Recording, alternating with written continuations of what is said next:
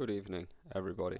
It is Aggression here, and I just want to share some insight onto the Reaper 10 static character that I am playing.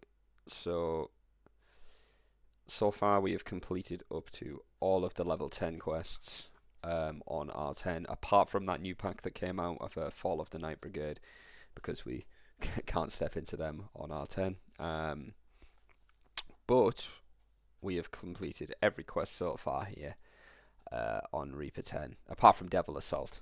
Devil Assault on Reaper 10, unfortunately not doable. But as you can see, the quest we can do on R10 we have completed up to level 11s, which we are currently completing now and are about halfway through them.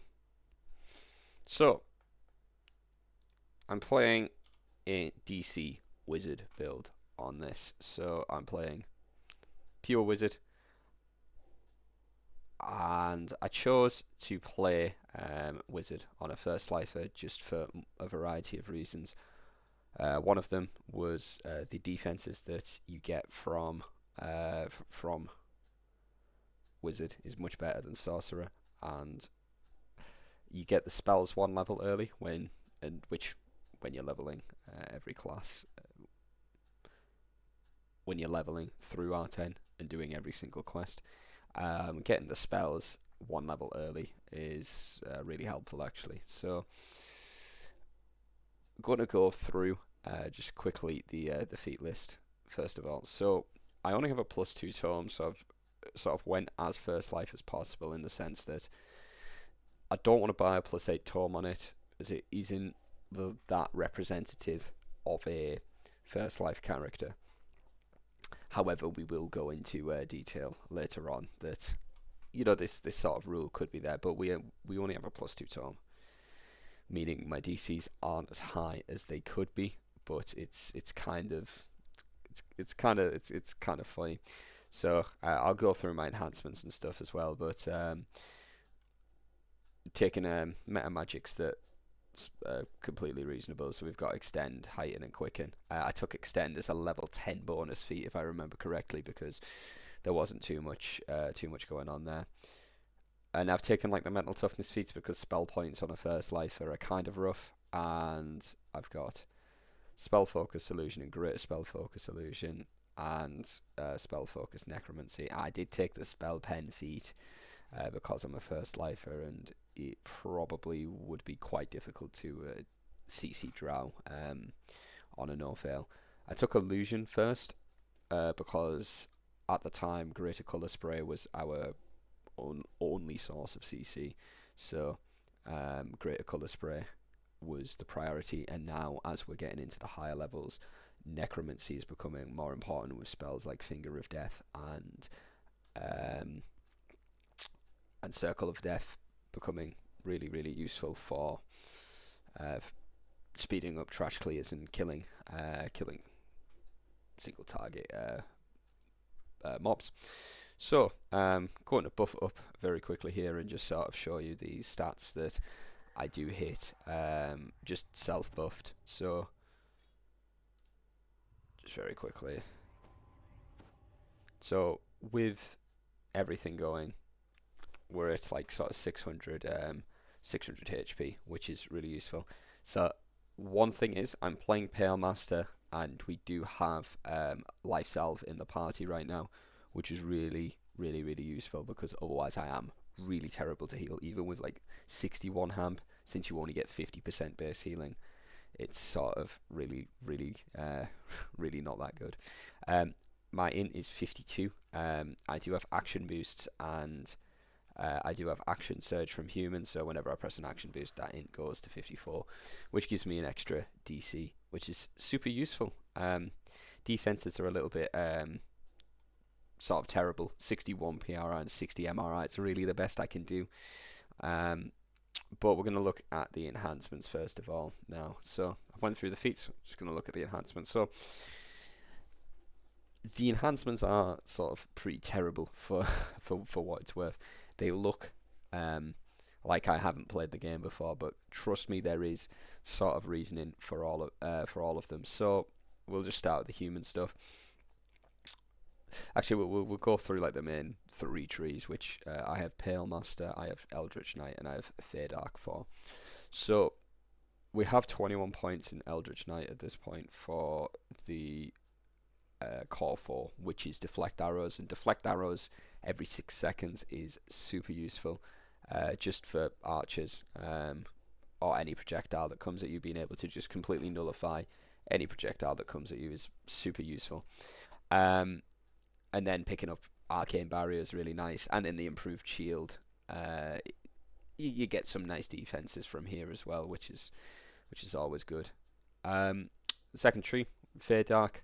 We have Great Colour Spray, which is perhaps, relatively speaking, the most broken spell in the game.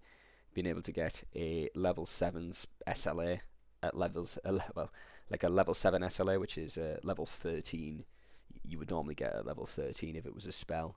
At level 6 is stupid, and getting like a cone of CC at level 6 is ridiculous. I'm still using this, and this is my primary source of CC.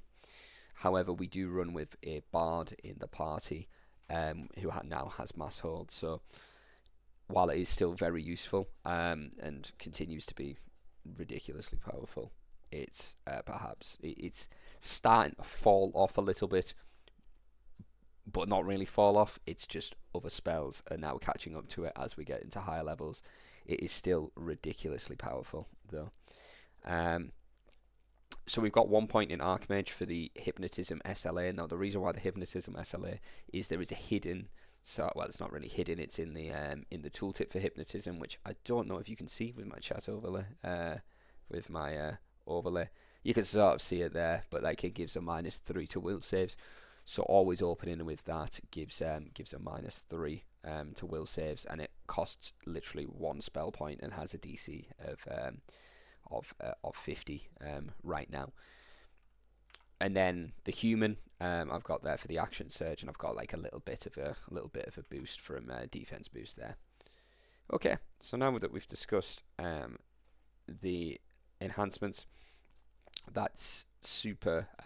That's sort of like part of it. The main sort of deal is what we've got going on with the equipment, though. So I'm going to drag this to the center. So I want to preface this by saying that with the R10's sort of first life static, and for first lifers in general, everything hinges on your gear. Now, the enhancements are incredibly useful. However, the gear is essentially what makes the character. We're walking around with like we're walking around with the stats that we have because of the gear. And realistically, with the stuff that they've released in sort of not even recent years at this point, but Curses being the newest edition, and Mithranor gear giving really, really sort of frequent and really good access to insightful stats, and it's particularly like insightful and quality stats that are quite rare are the ones that are there. But we're gonna go through the full gear set now. This is primarily, I think it is literally an entire Mithranor gear set, with the exception of one Isle of Dread item, and I'm going to explain why we have that Isle of Dread item there in a moment. So we'll just start off. We'll go from the head, and we'll start with the Isle of Dread item.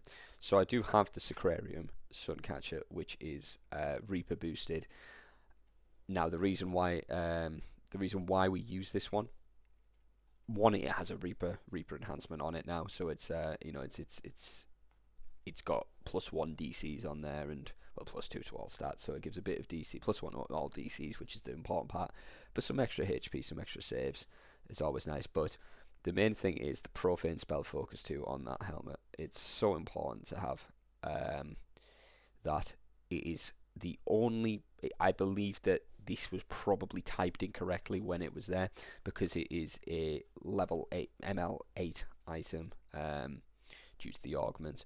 It's a minimum level 8 item with Profane 2, which is not available on any other item until level 29. So this is just best in slot.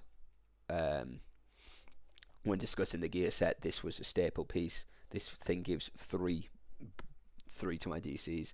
The curse is unfortunately not that good for the caster, but it is quite a funny curse. And what you will notice is that all my gear is cursed.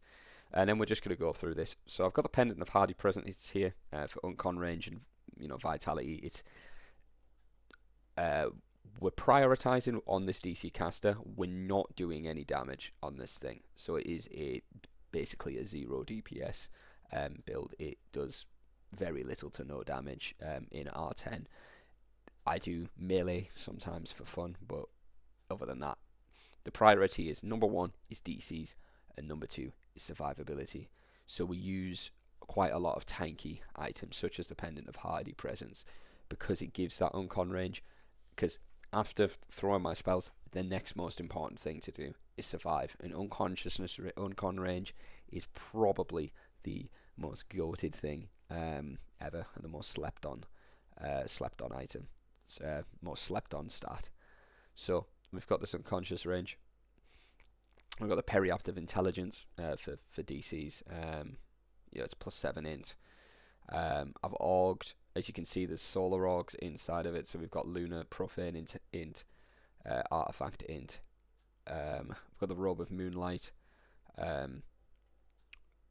It was the best. It's my spell pen item, I believe, was the primary reason. Studious Mage, magical efficiency, super important. We've got a major wisdom curse, so it might be pretty useful for any wisdom caster I may play later on. We've got Cuffs of the Forbidden, which is basically temp spell points there. So I've got an empty lunar augment slot. I haven't decided what I'm going to stick in there yet. We've got the Cloak of the Forest's Blade. Now this is a placeholder item. So discussing Mithranor gear, Mithranor obviously has those rare items. I'm currently seeking out two of those rare items, which is the Cloak of the Crown Blade and the Echo of the Art Blade. Now the echo, those two items are, as you can see by my shard count in the bottom right, I'm broke. I'm basically constantly re-rolling this. I'm selling as much like augments and stuff as I can, end game augments, to basically fund my gambling addiction and get that. But that's it. We have the Cuffs of the Forbidden. I've already went over that. The Sinister Chill effect is super useful because Finger of Death procs that, so it's lovely for just more spell point efficiency.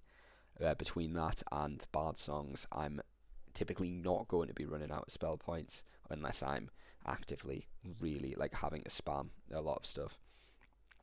Belt of Bold Brilliance. Now this is the first really good curse that we've seen here. So we've got +1 to illusion DCs from it. It's insightful int item, and also just gives profane well rounded, which is, it's a really lovely lovely for the stats there. It's also got a little bit of hamp on it, which is, it's always nice to see. Ban of Mental Magic, spell focus item. Those are the three primary spell schools I use. Ring of Mystic int for that quality int, and it's got Curse of the Conjurer, but Conjuration is, I believe, Trap the Soul. I'm not 100% sure on level 15 gear though, which it would be when I would get it. I might use it. Greaves of Season 1, entirely like a survivability item. Absorbs was so useful. And then Gloves of the Resilient for Insightful Con. As I've said, tankiness is super important in this. It's the second priority after DCs. And then we've got two weapons. So I've got a major intelligence curse on the Longsword of the Fallen Age, and I've got the Curse of the Necromancer. So I've got +1 Necro and +1 Illusion curses and +2 int curses. I've got basically the best in slot curses. The problem is right now I'm still looking for the Echo of the Art Blade, which has Sacred DCs, but if I was to equip that over this, my net gain would actually be 0 because I'd lose 2 int for it. So I've sort of been looking at different things that I can do. However, we'll have to see. We'll have to see. I believe I do have a setup because I do have this minor intelligence item where I would lose one int, but lose one int or one necro DC, but gain one. Uh, it's like it's a little bit complicated. It's a little bit complicated, but yeah. So I'm gonna just sort of stress this now. Like when you are gearing a first life character, be it at like level 13, like I'm doing, or level like 34. With first life as the gear, like past lives are able to allow you to sort of cut corners with the gearing. When you're playing a first lifer, you absolutely need to be just be going full throttle all the time. So I'm just going to buff up again and very quickly show us just some other stuff. So we've got an uncon range of 238 on this, which is over a third of my health, which provides a really, really nice sort of barrier. Now, I don't get hit all that often, and when I do get hit, it is often by a spell and by one-shots. You need spell absorb. We only have 2 sources right now, which is a normal jeweled cloak and a mantle of the world shaper, both of which are incredibly useful items.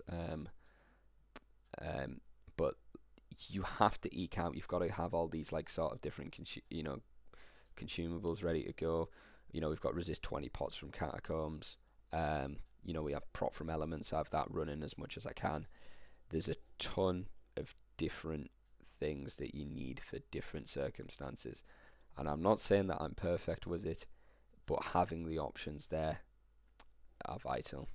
So very quickly, I'm just going to rebuff up and just show off the DCs here for the character. It's not amazing, it's a first lifer at the end of the day, but at level 13 when I buff, so we have bard songs with 1 which give +1 DC, but in Reaper right now I'm rocking a 55 DC Finger of Death. My prismatic spray is 48. My PK is 54. So if you were to add 1 to the DCs, that is my sort of standard setup while boosting in Reaper. But anyway, I just wanted to make this video to sort of showcase the sort of effort that's put into these characters. It's not simply my character that I put that puts this much effort in. We've got 6 of us in here, gearing out and really trying to eke out as much as possible, which is unneeded for 90% of the quests at this level. We sort of steamroll it. But on top of this, I just wanted to make a brief announcement from this. So we will now be streaming the R10 static on every Sunday that we can. I will do my best to sort of announce that. I understand this is a really niche series and not that many people want to watch it, but it's really interesting to us and to some people. So we will be streaming it. It will not be my point of view that is streamed, just due to my internet being absolutely terrible. But we've got one person who will be streaming it, and I will be uploading every single quest that we do unlisted. It will be available in the description of any video that I do upload, so there will be like an unlisted playlist available. I'm not going to upload and flood people with essentially a full VOD's worth of debuffs, not debuffs, questing, because quite a lot of the quests that we do are quite easy, to be honest. We did like Ravenloft 2 in about 40 minutes on R10, in heroic. Then they're not that difficult. You don't really see too much, and some of them are just quite long and require a lot of time. But anyway, thank you very much for that, for the for watching. If you did, I don't do these very often, so I apologize for my lack of clarity sometimes when speaking. But no, thank you. I will see you hopefully in in the next Reaper static video / endgame video that I make. But yeah, cheers, see ya.